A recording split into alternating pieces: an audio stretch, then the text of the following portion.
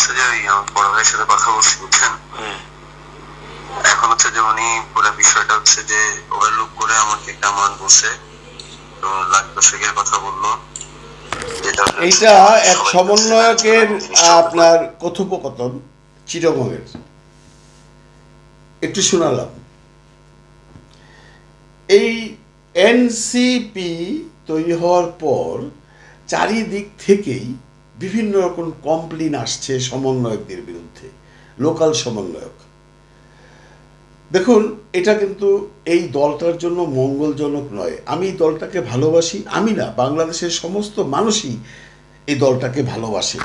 বাংলাদেশের সবাই চায়, আপামর জনগণ চায় তৃতীয় কোনো শক্তি আসুক, কিন্তু এটা আসার জন্য যে পরিশ্রমগুলো করতে হবে সেগুলো বোধহয় আপনারা এখনও করছেন না। আমি এই দলের প্রধানদের দৃষ্টি আকর্ষণ করে বলছি, এইভাবে যদি প্রতিদিন একটার পর একটা সমন্বয়কদের বিরুদ্ধে খবর আসতে থাকে তাহলে আপনারা এমনিতেই পচে যাবেন। দেখুন, আপনারা দল গঠন করেছেন, এর জন্য কিন্তু বাংলাদেশের একটা গোষ্ঠী পছন্দ করে না। যারা এই ভার্চুয়াল মিডিয়াতে আছেন তারা সকাল থেকে সন্ধ্যা অবধি বসে থাকেন আপনারা কে কোথায় অপকর্ম করছেন সেগুলো জনসমক্ষে আনার জন্য। আপনাদেরকে অনেক পরিশ্রম করতে হবে।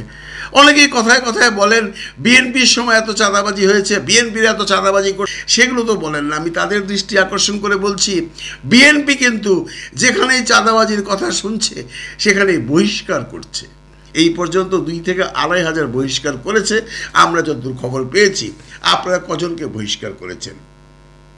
এই যে ধরুন কুমারখালীর যে গণ্ডগোলটা হয়েছিল, তারপর সেদিন বালু নিয়ে আরেকটা গণ্ডগোল হলো, আজকে এসছে যে জনৈক সমন্বয়ক ঘুষ চাচ্ছে, ফেসবুকে সেটা এসছে। তারপর আপনারা বলেছেন আপনারা অ্যাকশান নেবেন, তদন্ত চলছে। কেন রে তদন্ত ভাই? কিসের তদন্ত? ওরকম 2-4টা ধৈঞ্চা সমন্বয়ক যদি আপনাদের লোকে না থাকে আপনাদের দল কি ডুবে যাইব না তো? আপনারা একটা মহাশক্তি নিয়ে নামছেন, বাংলাদেশের আপামর জনগণের একটা গোষ্ঠী আপনাদের সাপোর্ট করতেছে, আপনাদের কথায় মানুষ প্রাণ দিছে। তো কয়েকটা সমন্বয়ক বিভিন্ন জায়গায় অন্যায় করে যাইব আর আপনারা বলবেন যে আমরা দেখছি, আমরা তদন্ত কমিটি করেছি। কেন ভাই? হায়ার অ্যান্ড ফায়ার, একদম ডাইরেক্ট বাইকেরাদের দল থেকে। আমেরিকা জানেন না, আপনি যদি কাজে যান কাজ দিয়ে দিবে, যখনই পছন্দ করে ফায়ার, ওরা বলে হায়ার অ্যান্ড ফায়ার। আপনি কাউকে সমন্বয়ক বানালেন, সে কাজ করতে পারবে না, তাকে ফায়ার করে দেন। ফায়ার মানে গুলি না, মানে বাইর করে দেন, তাহলে আপনাদের উন্নতি হইব। নইলে ভাই আমি খুব খারাপ দিন দেখতেছি সামনে। যেভাবে কিছু সাংবাদিক নামধারী ইউটিউবাররা আপনাদের পিছনে লাগছে, আপনারা শান্তিতে থাকতে পারবেন না। আর কারোর সাথে তুলনা করতে যায় না। বিএনপি যদি চাঁদাবাজি করে বা করতেছে, বিএনপি তার রেজাল্ট বুঝবে।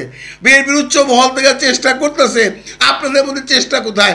কাজকেও দেখলাম একজন বড় সাংবাদিক নামধারী ইউটিউবার একটা কন্টেন্ট করছে, দেখেন থাম্বনেলটা, এখানে উনি হাসনাত সাহেবের ছবি দিছে, কিন্তু কন্টেন্টে যে উনি হাসনাত সাহেবের নামটা বলে নাই, বুঝাইছে এটা হাসনাত সাহেবই করছে। কি একটা হসপিটালে একজন রোগী মারা গেছে, রোগীর পরিবার কান্নাকাটি করছে, হসপিটাল কর্তৃপক্ষ তাদের যে টোটাল বিলটা আছে সেটা থেকে কমাইছে, ঠিক আছে?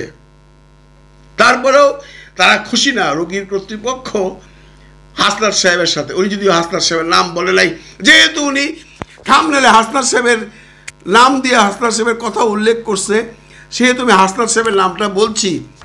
ওনার তো সেই সাহসটাও নাই হাসনাত সাহেবের নামটা বলার। আপনি কেমন সাংবাদিক, আপনি কেমন কন্টেন্ট ক্রিয়েটার? থাম্বনেলে ছবি দেন, নাম কইতে পারেন না? হাসনাত সাহেবের ভয় পান নাকি এনেও কোনো ঘাপলা আছে? নাকি হাসনাত সাহেবের মধ্যে নাই এর জন্য আপনি নাম বলেন নাই? এটাও তো হইতে পারে। তো হাসনাত সাহেবের কাছে নাকি সেই পরিবার গেছে, যাওয়ার পরে তাকে বলছে, হাসনাত সাহেব হসপিটাল কর্তৃপক্ষকে ফোন করছে যে আপনারা এগুলো করেন না, টাকা দিতে পারবে না, হ্যান ত্যান। তো হসপিটাল কর্তৃপক্ষে একজন রিটায়ার্ড আর্মি অফিসার ছিলেন, উনি ওনাকে বুঝাইয়া বলছে যে দেখেন আমাদের হসপিটাল চালাইতে হয়, হ্যাঁ, আমাদের স্টাফ স্যালারি আছে, ডক্টরস পেমেন্ট আছে, মেডিসিন আছে, ইত্যাদি ইত্যাদি, আমাদের মেনটেনেন্স আছে, আমরা যতটুকু কমানোর কমাইছি। এনিওয়ে পরবর্তীতে নাকি সেটা সুরাহা হয়েছে। এখানে হাসনাত সাহেবের নামটা যে আসলো, হাসনাত সাহেবের প্রতিবাদ করা উচিত না? এখন বলতে পারেন সাংবাদিক তো হাসনাত সাহেবের নাম বলে নাই। সাংবাদিক যদি হাসনাত সাহেবের নাম না বলে থাকে, সাংবাদিক সাহেব কেন হাসনাত সাহেবের ছবিটা ব্যবহার করলো? পাবলিক কি চোদু? পাবলিক বুঝে না আপনি কার নামটা বলছেন? আপনি এমন কথা বলতেছেন বারে বারে যে সেই সমন্বয়কের এমন কথা আছে পত্রিকা অফিসে যে চাঁদাবাজি করছে, অমুক করছে, তমুক করছে, মানুষ এটা বুঝে না। এই যে হাসনাত সাহেবের মতো একজন প্রথম সারির সমন্বয়ক সম্পর্কে কথা বলছে, এটা কি আপনাদের দলের জন্য মঙ্গল? আপনারা বলতে পারেন অনেকে যে না, উনি তো হাসনাত সাহেবের নাম বলেন। আমি আবারও বলতেছি, নাম বলতে হয় না। বাংলাদেশের মানুষ এত চোদু না। বাংলাদেশের মানুষ জানে, মানুষ বোঝে কাকে কে ইঙ্গিত করছেন। এই যে বিভিন্ন জায়গায় এই সমস্ত আসছে, এগুলো আপনাদের দেখতে হবে। আপনারা যদি ডক্টর ইউনূসের কাছ থেকে কোনো রকম আশীর্বাদ পুষ্ট হয়ে থাকেন, তাহলে ডক্টর ইউনূসের নামটাকেও একটু সুনামে রাখেন। এই বয়সে উনি যদি একটা দুর্নাম নিয়ে চলে যায়, তাহলে এতে কি আপনারা খুব খুশি হবেন? উনি তো ভাই আসতে চায় নাই না। অনেকেই বলেন ওনার খুব খায়াস, উনি প্রেসিডেন্ট হইতে চান, উনি প্রধানমন্ত্রী হইতে চান। কিন্তু এইবারের যে আন্দোলন, আমরা তো জানি ওই সময় উনি প্যারিসে ছিলেন। ডক্টর ইউনূস সাহেব তো এখানে আসতে চায়নি, আমরা এনেছি, জনগণ তাকে এনেছে। জনগণ মনে করেছে একটা নিউট্রাল মানুষকে আনলে হয়তো বা দেশের জন্য মঙ্গল হবে। মঙ্গল উনি করছেন। ইউনূস সাহেব তার নিজের অবস্থান থেকে এখন পর্যন্ত ভালো কাজ করে যাচ্ছেন। যদিও কোনো সেই সাংবাদিক নামদারি ইউটিউবাররা ইউনূস সাহেব সম্পর্কে কোনো কথা বলেন না, কিন্তু আপনারা যদি এগুলো করে যান তাহলে ইউনূস সাহেবের বদনাম হবে। কারণ বুঝতে হবে আপনারা কিন্তু ইউনূস সাহেবকে সরকারে বসিয়েছেন, তাই নয় কি? এখন যদি আপনারা কোনো অন্যায় কাজ করেন বা এর সাজা যদি না দেন, আপনাদের লোকজন যদি বিভিন্ন জায়গায় চাঁদাবাজি করে, সন্ত্রাসী করে, সে আগের মতো সেই জিনিসগুলোই করে, তাহলে মানুষ কি মনে করবে? এবং ইউনূস সাহেব কি মনে করবে যে আমি কোথায় এসে পড়লাম?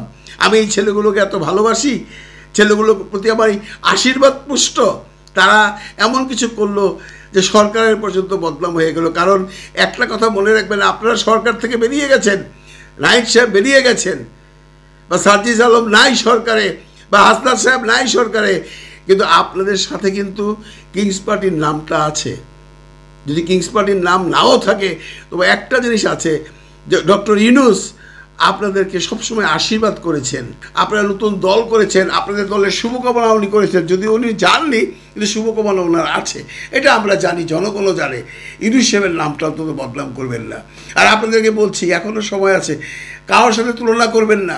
বিএনপি যেমন কোনো চাঁদাবাজ, কোনো সন্ত্রাসী ধরা পড়লেই বা খবর আসলেই ডাইরেক্ট ফায়ার করে দিচ্ছে, মানে বের করে দিচ্ছে, আপনারাও সেই লাইনে যান। যদি আপনাদের কোনো ধৈর্যের সমন্বয়ক এই সমস্ত কইরা থাকে কোনো শহরে, মফস্বল শহরে, উপজেলা শহরে, ডিস্ট্রিক্ট শহরে, সাথে সাথে অ্যাকশন নিয়ে তাকে বের করে দেন। তাকে বের করে দেওয়ার পর আপনার পিছনে আরও 10 জন বড় বড় সমন্বয়ক আসবে, যাদের মধ্যে সততা আছে। সৎ মানুষকে খোঁজেন। আপনারা সৎ থাকলে চলবে না, আপনাদের নিচে যারা কাজ করে তাদের সৎ থাকতে হবে, নইলে মানুষের আস্থাভাজন হতে পারবেন না। এইভাবে যদি ডেইলি নিউজ আসে যে আপনারা এই জায়গায় চাঁদাবাজি করছে, আপনার লোক এইখানে এই সমন্বয়কে এইখানে এটা করছে, এই সমন্বয়ক ওইখানে ওইটা করছে, তাহলে ধীরে ধীরে মানুষের যে একটা আশা নষ্ট হয়ে যাবে, মানুষের ভরসা নষ্ট হয়ে যাবে, মানুষের আপনাদের প্রতি বিশ্বাস নষ্ট হয়ে যাবে। আপনাদেরকে কেউ ভোট দেবে না, ইলেকশনে কেউ পাস করতে পারবেন না। কাজেই সময় থাকতে সাধু সাবধান। ভালো থাকবেন সবাই, ভালো রাখবেন সবাইকে। খোদা হাফেজ।